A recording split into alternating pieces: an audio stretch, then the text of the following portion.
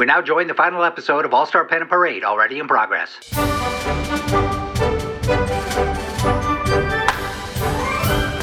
So the 1965 pennant was played in Minneapolis, Minnesota, and rejected by one Mark Steinberg.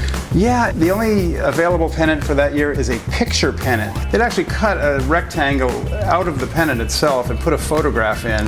It just violates the spirit of pennant collecting to me. Wholeheartedly respect Mr. Pennant's opinion on that one, and agree.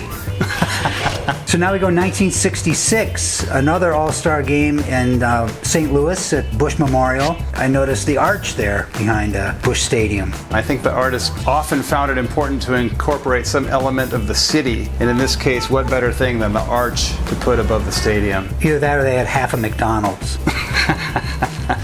This is another beautiful one. Got the cardinal there looking a little happier than the Angry Bird from the previous one. And again, the use of the pink. And I love the pastel colors in the stadium with the crowd there. It is really beautiful. Another one from 1966, July 12th. And wow, there's a lot of graphics going on all over here. Yeah, you get a little piece of the river there in front of the skyline, underneath the arch, above the stadium, with all the names scattered to the right. A lot going on. This is one of the busiest pennants I think I've ever seen. Yeah, my man, Sandy Koufax. Juan Marichal, who had the high leg kick, one of my favorite all-time pitchers. I don't know who that Aaron guy is, but yeah, even the Bat Boy got his name in there, Batty. Batty. 1966. Screw you, 1965. Strong into the 60s, 1967, back on the West Coast, Anaheim Stadium. It's just a beauty. You got this little cartoonish guy at the end of the pennant who just looks so representative of the late 60s. Yeah, isn't he? If you collected Mad Magazine, or I have a personal connection to this one, it was the longest All-Star game in history, having gone 15 innings, and it ended with Tony Perez hitting a home run off Catfish Hunter in the 15th inning. Your man, Tony. Yeah, so that's kind of how he got his first little taste of success, and I just love this pennant also because having lived in Orange County for a long time, it's a great representation of what they call the Big A, and you can see the Big A with the halo sitting out there in left center field exactly where it was, in the parking lot. Just a world-class scoreboard on the Big A. Nowadays it would look so archaic and dated, but back then it was something pretty special. Very cool. 1967. So now we head to Houston in 1968 and the Astrodome. I see they use the same little character down there. Yeah, they got this guy in again. They just didn't put a lot of effort into this one, but while the pennant isn't spectacular, the game is very significant as it was the first ever All-Star game played indoors. A big talking point among fans that they could actually play baseball indoors. So right, and AstroTurf. AstroTurf, exactly. Whole different game with AstroTurf. Totally different than playing on grass. It's still in spectacular condition and a beautiful pennant nonetheless. Well, thank you. Why, did you make it? 1968.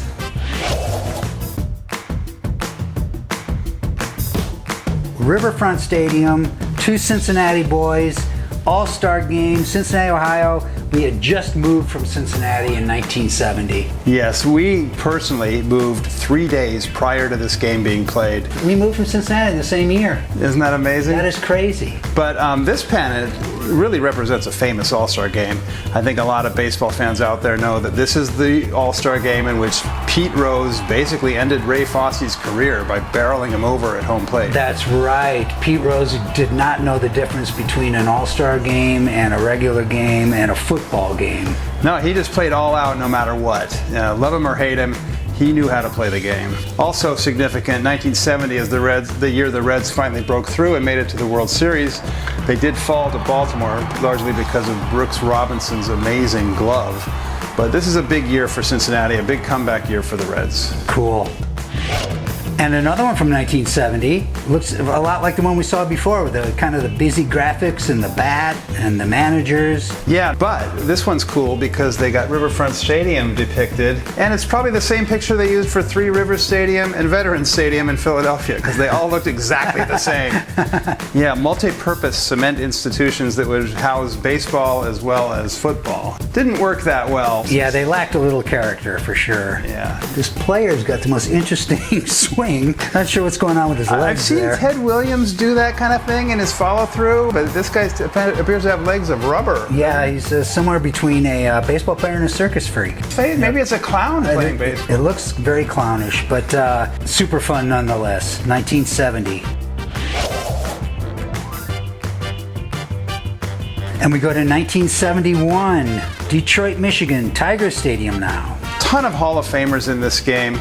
I think it also set a record for the number of home runs in the game. The Reggie Jackson blast that hit the light standard out in right field supposedly was still rising as it left the stadium. I remember that. And you got Earl Weaver and Sparky Anderson. Look at these names. Incredible. What a game that must have been. So great. Absolutely spectacular. And another one from 1971, Detroit, ALNL Tiger Stadium. And that's a beautiful picture of Tiger Stadium. Yes, super, super detailed. And this is the one that would have been sold inside the stadium. The other one that you just saw is probably a vendor pennant sold outside. But I like it because it's blue felt. 9 out of 10 times you find this pennant and it's red felt. Yeah, the blue feels more tigerish too. Yeah. And I also love the font is starting to look a little sharper, a little more 70s. You know, it's kind of making that turn too. It's not quite as whimsical. Yeah. So that's 1971. And then lastly, in our 1947 to 1972 All-Star pennants, we've got the National League versus the American League in Atlanta Stadium, Atlanta, Georgia. Yeah, you can see we're firmly into the 70s now. This is kind of where I stopped collecting them because the graphics aren't as detailed. It's kind of a little more generic in nature. I do like this pennant. Kind of after this one is when the artistic qualities tended to devolve a little bit. Gotcha. But I do like they went with the classic red, white, and blue. And you know, as we've gone through these, Mark, what's amazing to me is how many of the same names we've seen here through the 50s, 60s, and 70s. Yeah, there were a lot of, they called them perennial all-stars because they would just make the team every year. Now, did they deserve to be on the team every year, or were they just fan favorites? That's a good question that can be debated, but I think in a lot of cases they deserved it every single year because these players were so consistent. These great players of the golden era were there year in and year out. Yeah, and that's what's so great about the All-Star Game is it's part exhibition, part showing off the most talented players, and also an homage to great players of the past that they keep bringing back because people want to see them. Yeah, great point. I also noticed a new name in there, Richie Hebner. Yeah, well, the Pirates won it all in 1971. That was a fantastic team that they had. And you got Blass, Hebner, and I saw another one. Stargell? Stargell's got to be there, isn't he? Yeah, he is. Oh, it's Manny Sanguillen. What a great player he was. Two things strike me about Manny Sanguillen. He got lower down than any catcher I've ever seen. He was basically wallowing in the dirt. Yes. And the second thing is he would swing at any pitch no matter where it was. He actually had a number of hits off of pitches that bounced. Yeah, Manny Sanguillen. Gotta love it. 1972. Well, Mark, I gotta say, I think these pennants kind of represent exactly what we're trying to do here on the Stuff of Greatness, and that's celebrate the aesthetic beauty of baseball through its art. And that's what I call it, art. It's unique, it's fun, colorful, rare. We're just so lucky that you share your collection with us. Well, what's the point of having it all if you don't share it and show it to other people? And speaking of that, there's a lot more good stuff to come. There is? Oh, wow. Can we see some? Yeah, I guess so. All right. Can I help you with these? No, don't touch him.